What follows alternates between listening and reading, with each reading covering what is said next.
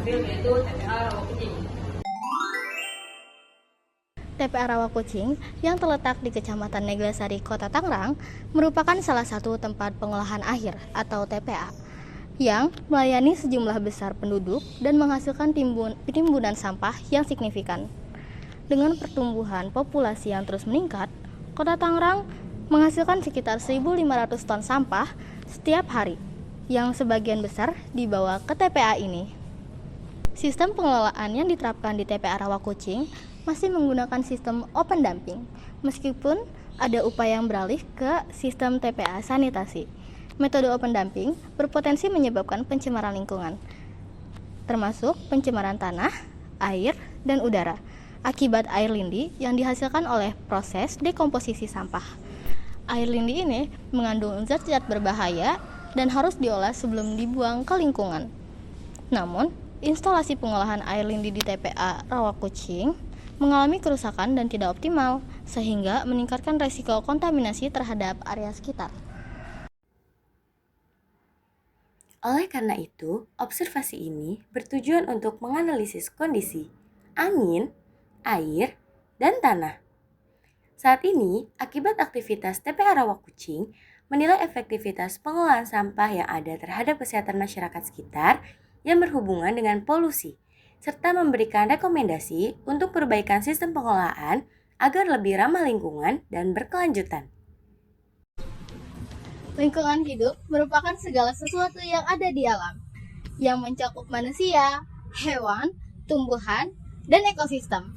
Menurut Undang-Undang Nomor 32 Tahun 2009, lingkungan hidup adalah kesatuan ruang dengan makhluk hidup, benda, daya, keadaan, dan termasuk isinya, yang mempengaruhi alam itu sendiri, kelangsungan peri kehidupan, dan kesejahteraan manusia, serta makhluk hidup lain.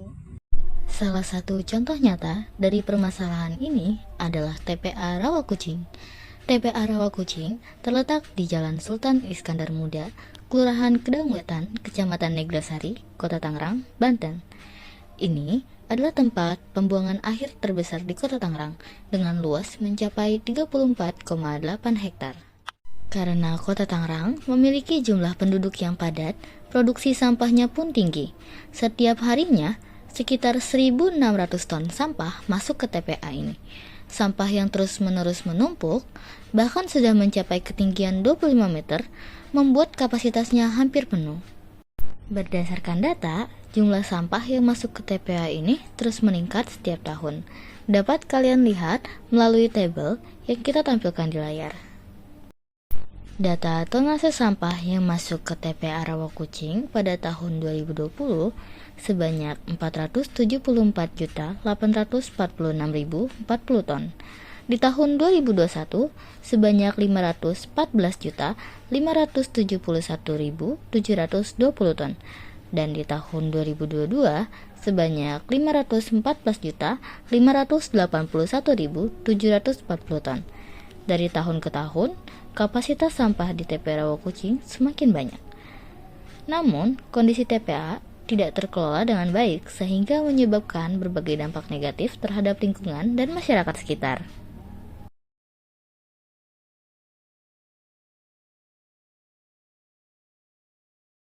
Salah satu masalah terbesar yang dihasilkan oleh tumpukan sampah di TPA ini adalah air lindi.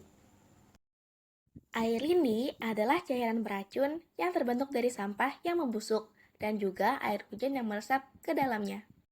Air lindi mengandung berbagai zat berbahaya seperti logam berat, senyawa organik, dan bakteri patogen. Jika meresap ke dalam tanah, air ini bisa mencemari air sumur warga di sekitar TPA. Di sini saya akan menjelaskan hasil penelitian air sumur pada tahun 2017. Sejumlah mahasiswa dari Universitas Nusa Bangsa melakukan penelitian mengenai kualitas air sumur masyarakat di sekitar tempat pembuangan air sampah Rawakucing, Kota Tangerang. Penelitian ini bertujuan untuk mengevaluasi dampak keberadaan TPAS terhadap kualitas air tanah yang dikonsumsi oleh masyarakat sekitar. Lalu, dalam penelitian ini, sampel air tanah diambil dari sumur penduduk yang berada di sekitar TPAS Rawakucing. Lokasi pengambilan sampel dikategorikan menjadi 3 kelompok yang berdasarkan jaraknya dari TPAS. Yang pertama itu terdiri dari sumur penduduk yang telah digali sebelum TPAS dibangun. Yang kedua, mencakup sumur penduduk yang baru digali setelah TPAS berdiri. Yang ketiga, merupakan sumur penduduk yang berjarak sekitar 3 km dari TPAS dan digunakan sebagai kontrol karena tidak terpengaruh oleh limbah TPAS. Lalu setiap kelompok terdiri dari 3 sumur pompa dengan kedalaman antara 8 hingga 18 meter yang mencerminkan kedalaman rata-rata sumur warga di wilayah tersebut. Di sini ada datanya nanti ya. Oke. Lalu pengambilan sampel itu dilakukan sebanyak 2 kali di setiap titik sampel, yaitu pada pagi hari pukul 05 dan 07 dan pada siang hari pukul 11 hingga jam 13. Dalam penelitian ini, air sumur diuji berdasarkan 3 parameter, yaitu yang pertama parameter fisik, yaitu total padatan pelarut atau TDS. Yang kedua parameter kimia seperti amonia, nitrat, nitrit, besi, mangan, tembaga, dan seng. Yang ketiga parameter mikrobiologi, yaitu kandungan koliform. Uji kualitas air ini mengacu pada standar dari Kementerian Kesehatan, yaitu yang pertama Permenkes nomor 416 Permenkes per 9 tahun 1990 tanggal 3 September 1990 tentang syarat-syarat dan pengawasan kualitas air bersih. Yang kedua, Peraturan Pemerintah Kesehatan Republik Indonesia nomor 492 Menkes per 2010 tanggal 19 April 2010 tentang syarat-syarat dan pengawasan kualitas air minum. Hasil penelitian TPA rawa kucing. 1. Terdapat datang terlarut atau TDS. Terdapat datang terlarut terdiri dari senyawa-senyawa organik dan anorganik yang terlarut dalam air, mineral, dan garam-garamnya. Samondirat 2009 dalam Pajarini 2014. Peraturan Menteri Kesehatan Republik Indonesia Nomor 111 Menkes per 9 1990 memberikan batas maksimum untuk TDS adalah 1500 mg per liter. Dan ini ada tabelnya.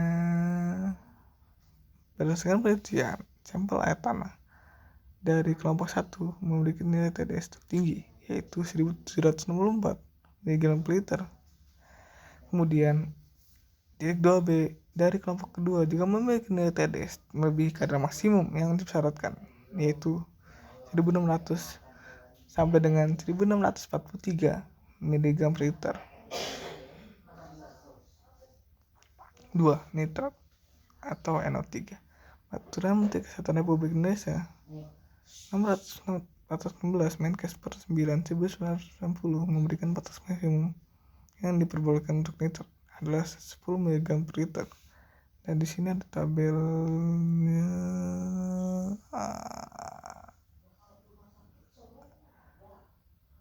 Berdasarkan penelitian, konsentrasi nitrat di daerah penelitian berkisar antara 1,1 mg per liter hingga 37,8 mg per liter. Sampel sumur air tanah pada daerah sebelum pembuatan TPAS memiliki konsentrasi nitrat melebihi kadar maksimum yang dipersyaratkan untuk air bersih. Sedangkan pada daerah sesudah pembuatan TPAS, konsentrasi nitrat lebih kecil daripada daerah sebelum konsentrasi nitrat yang berada di bawah kadar maksimum diperbolehkan. Sampel air tanah berasal dari jarak kurang lebih 3 km dari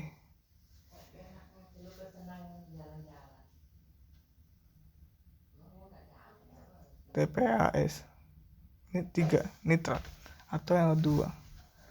Peraturan Menteri Republik Indonesia Menkes 16 Menkes per 9 1990 memberikan nomor tentang persyaratan kualitas air memberikan batas minimum untuk nitrit adalah 1,0 mg per liter.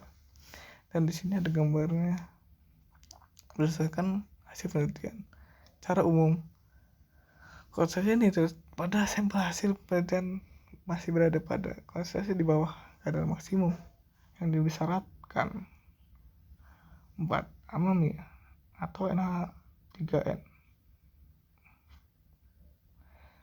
Peraturan Menteri Kesehatan Republik Indonesia Nomor 492 Menkes per 9 2010 memberikan batas maksimum untuk amonia adalah 1, miligram 5 miligram per liter. Pas ini sini ada gambarnya. Berdasarkan penelitian, sampel air sumur atau tanah di kelompok 1 dan 2 memiliki konsentrasi amonium melebihi kadar maksimum yang dipersyaratkan, yaitu antara 3,566 mg per liter. Pada sumur penduduk di kelompok 3 memiliki konsentrasi amonium di bawah kadar maksimum yang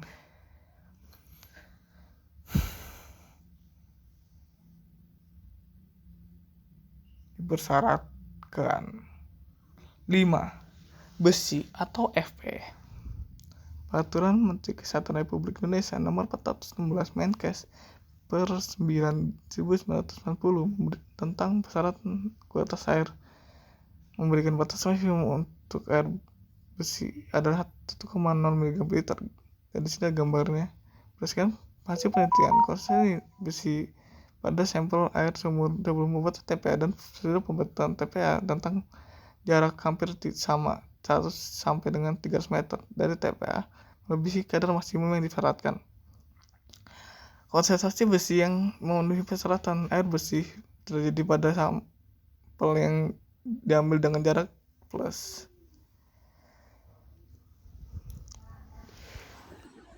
Yang keenam ada mangan atau Mn.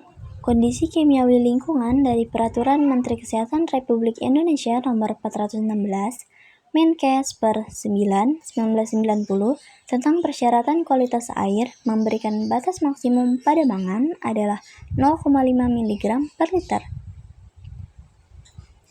Berdasarkan penelitian, terdapat konsentrasi mangan yang tinggi pada sampel air sumur penduduk sebelum pembuatan TPAS dan sesudah pembuatan TPAS sehingga melebihi kadar maksimum yang dipersyaratkan. Konsentrasi mangan yang sesuai dengan persyaratan air bersih diperoleh pada sampel air sumur dengan jarak 3 km dari TPAS. Yang ketujuh ada Seng atau ZN. Peraturan Menteri Kesehatan Republik Indonesia Nomor 416 Menkes per 9/1990 tentang persyaratan kualitas air memberikan batas maksimum untuk Seng adalah 15 mg per liter. Berdasarkan penelitian, konsentrasi ZN pada air sumur penduduk di sekitar TPAS Rawakucing berada di bawah kadar maksimum yang dipersyaratkan. Yang kedelapan ada tembaga atau CU. Peraturan Menteri Kesehatan Republik Indonesia Nomor 492 Menkes per 4/2010 tentang persyaratan kualitas air memberikan batas maksimum untuk CU adalah 2,0 mg per liter. Berdasarkan penelitian, air sumur masyarakat sekitar TPAS mengandung konsentrasi logam berat tembaga di bawah kadar maksimum yang dipersyaratkan.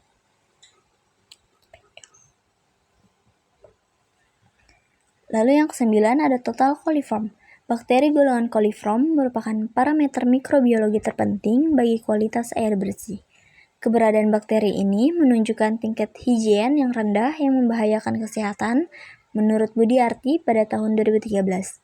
Peraturan Menteri Kesehatan Republik Indonesia Nomor 416 Menkes per 9/1990 tentang persyaratan kualitas air memberikan batas maksimum untuk coliform total adalah 50 mpn per 100 ml.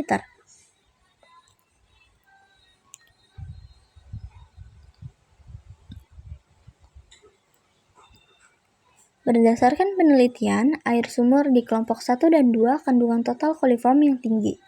Kondisi ini mengindikasikan pada lokasi pengamatan lebih banyak sampah yang bersumber dari sisa-sisa tumbuhan, sisa-sisa makanan, dan bangkai-bangkai hewan yang merupakan substrat utama tumbuhnya bakteri coliform. Bakteri ini bersama dengan air hujan dapat secara langsung atau meresap masuk ke lapisan tanah atas, dan akhirnya masuk dan terakumulasi dalam air sumur. Kondisi ini berpengaruh langsung terhadap indeks kualitas hidup masyarakat sekitar, terutama dalam aspek kesehatan, ekonomi, dan lingkungan. Air yang tercemar meningkatkan resiko gangguan pencernaan dan penyakit akibat logam berat. Sementara, warga harus mengeluarkan biaya tambahan untuk mendapatkan sumber air yang lebih bersih. Selain itu, Pencemaran ini mencerminkan penurunan kualitas lingkungan yang dapat berdampak lebih luas jika tidak segera ditangani. Jika dibiarkan, masalah ini tidak hanya akan merusak lingkungan, tetapi juga semakin menurunkan kualitas hidup masyarakat. Tahukah kamu, pada Desember 2024, masyarakat melaporkan adanya pencemaran lingkungan akibat air lindi yang tidak diolah dengan baik di TPA Rawakucing loh. Setelah menerima laporan tersebut, Dinas Lingkungan Hidup Kota Tangerang melakukan penyelidikan terhadap air lindi di TPA Rawakucing. Hasil analisis laboratorium menunjukkan bahwa kadar pencemaran air lindi sangat tinggi dengan parameter Biochemical Oxygen Demand atau BOD dan Chemical Oxygen Demand atau COD yang melebihi batas aman. Hal ini berarti pengelolaan TPA Rawakucing melakukan pelanggaran pasal 114 Undang-Undang Nomor 32 Tahun 2009 tentang perlindungan dan pengelolaan lingkungan hidup.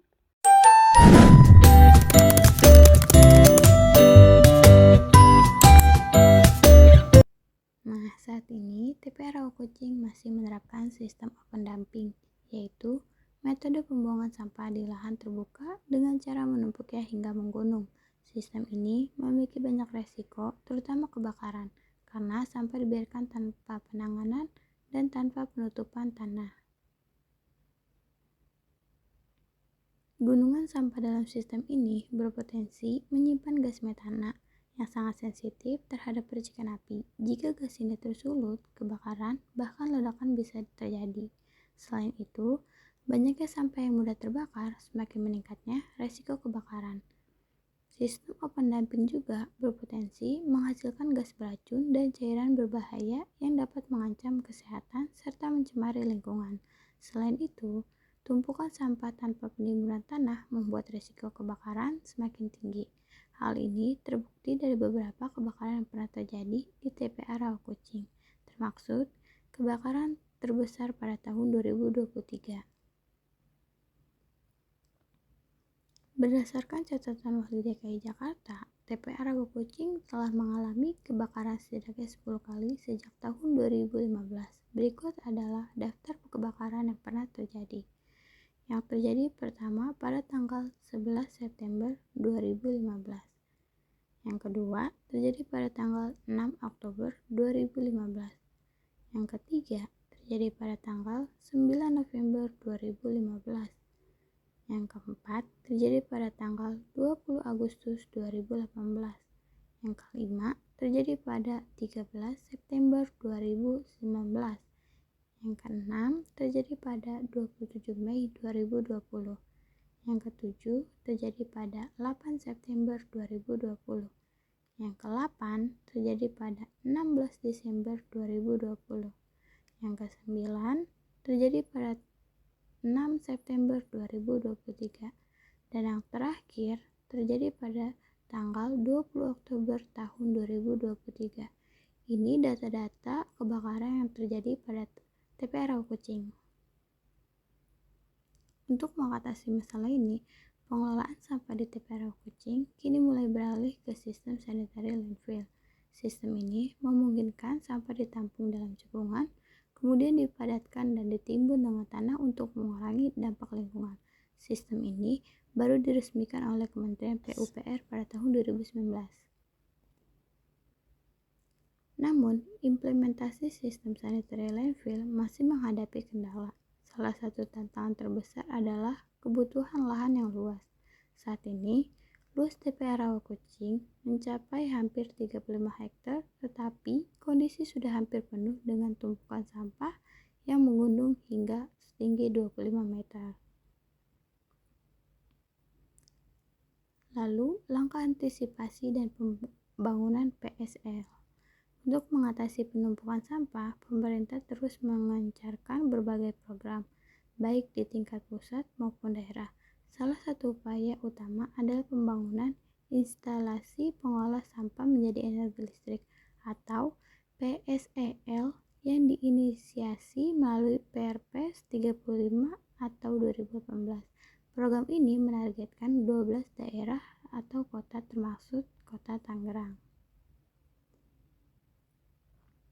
Selain untuk mengurangi volume sampah, PSEL juga menawarkan manfaat lain, yaitu konversi sampah menjadi energi listrik atau waste to energy. Dalam sistem ini, sampah digunakan sebagai bahan bakar untuk membangkitkan listrik dengan teknologi tertentu. Karena proyek ini memiliki nilai strategis, PSEL di Kota Tangerang masuk dalam Proyek Strategis Nasional atau PSN. Selain mengurangi volume sampah, program ini juga bertujuan menekankan emisi gas rumah kaca atau GRK. Dalam penerapannya, pemerintah Kota Tangerang bekerja sama dengan pihak ketiga, yaitu PT Oligo Sewarna Nusantara sebagai mitra dalam proyek ini.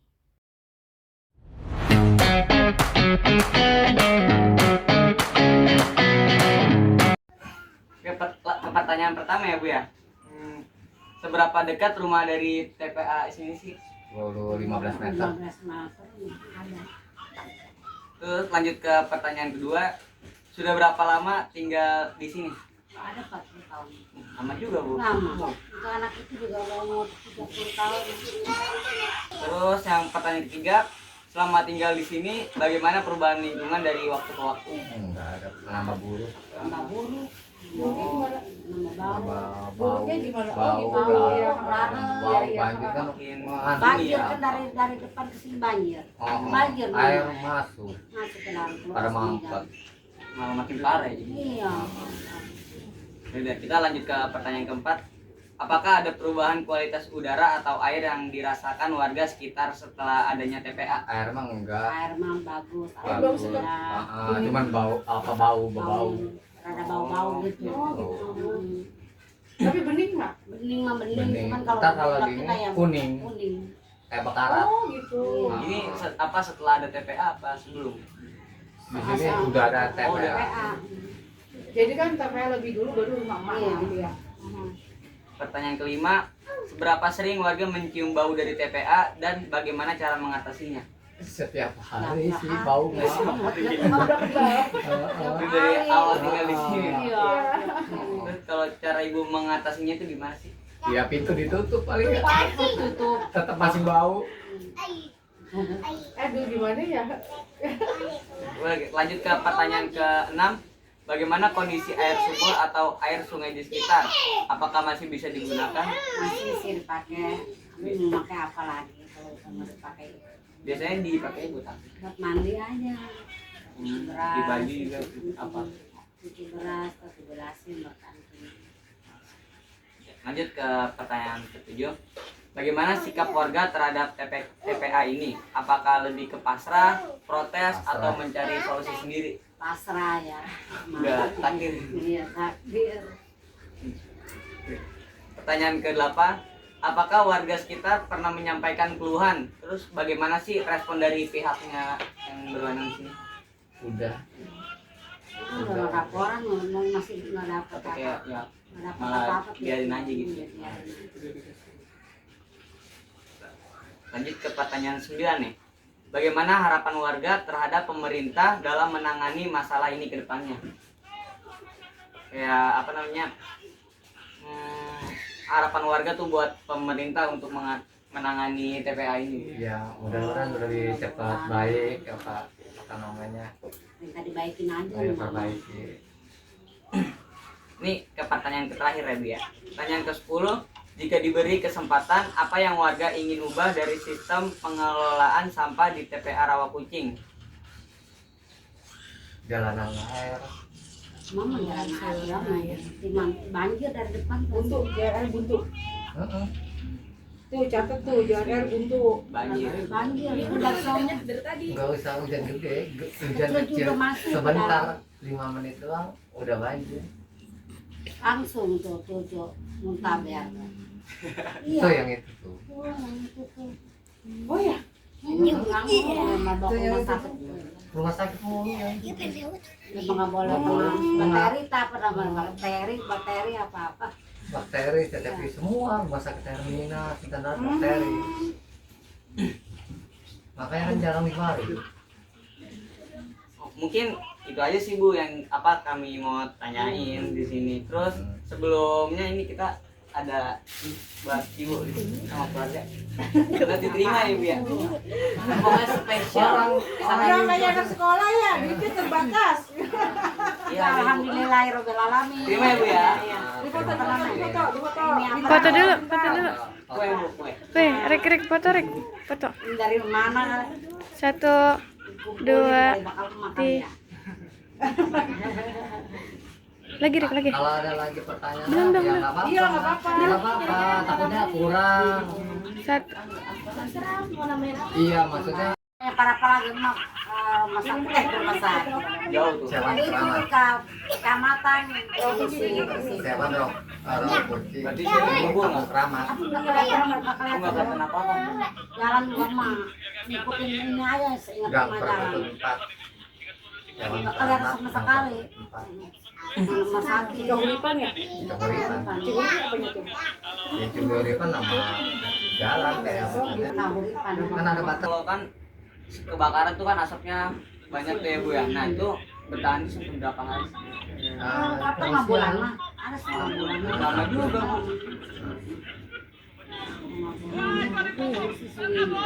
Ya paling bantuan dari mahasiswa doang.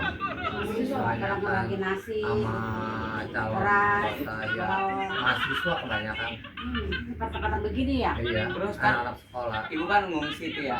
Terus balik ke sininya itu ya berapa lama juga? Apa dari Masih ada asap tuh udah kemarin nggak dekat itu nangis aja. 10 hari. 10 hari hari. ya? penting Iya. apa asap kurang yang nggak terlalu banyak yang masuk gitu ya? Udah. Lagi nggak? Saya mau nanya, Bentar, bentar. tanggapan atau tindakan dari pemerintah setempat apa atas kejadian kemarin kebakaran itu? Jadi kebakaran itu pertamanya. Ya apa tanggapan pemerintah dan tindakannya? Oh enggak sih enggak ya nggak Enggak, apa-apa ya. ini yang penting cepat selesai aja. Cepat selesai aja. Oh. Cepat selesai aja. Ya cuman apa Asapnya pekerjaan itu. terganggu. Oh, oke. Iya, jadi nggak kerja. Iya. Iya. Terus tapi nggak ada yang Bantuan bantu nasi. dari Kalau mahasiswa nasi mah doang. udah nggak makan. Oh, iya. Gimana anak sekolah? Ini anak lomba, ini rumah aja nih dibangun sama pemerintah setempat. Sama berarti kan asli yang berarti kan gitu. Ya, ngolin aja lah ya, namanya kerja mau kerja udah pol ya bang ya. Iya. Jadi gimana? Itu mahasiswa mana Bu? Kira-kira yang mana? Yang bantu? Jadi kesimpulannya, pencemaran lingkungan di TPA Rawakucing menjadi permasalahan yang berdampak serius terhadap lingkungan dan kesehatan masyarakat sekitar. Sampai yang menumpuk tanpa pengelolaan yang optimal dapat menyebabkan pencemaran udara, tanah, dan air. Dan bau menyengat menyebabkan serta resiko penyakit akibat pencemaran semakin memperburuk kondisi di TPA Rawakucing. Meskipun telah ada upaya sanitary landfill, pengelolaan sampah di TPA Rawakucing perlu ditingkatkan. Peran aktif pemerintah, masyarakat, dan industri sangat dibutuhkan untuk mencari solusi berkelanjutan, seperti pengurangan sampah dari sumbernya, meningkatkan daur ulang, serta penerapan teknologi pengelolaan limbah yang lebih ramah lingkungan.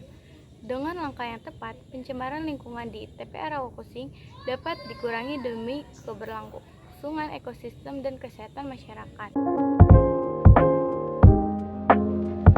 Ada pula saran untuk pihak pemerintah dan warga setempat.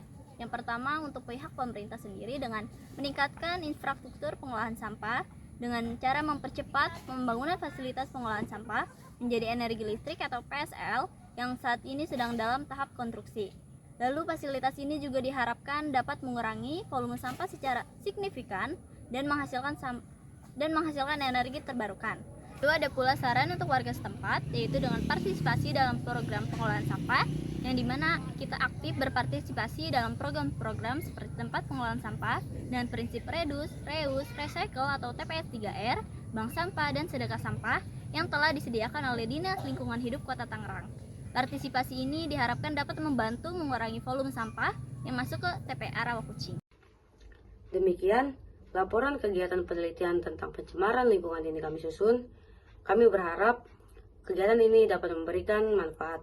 Kami menyadari bahwa laporan kami masih jauh dari sempurna. Oleh karena itu, Kritik dan saran yang membangun sangat kami harapkan untuk perbaikan di masa mendatang.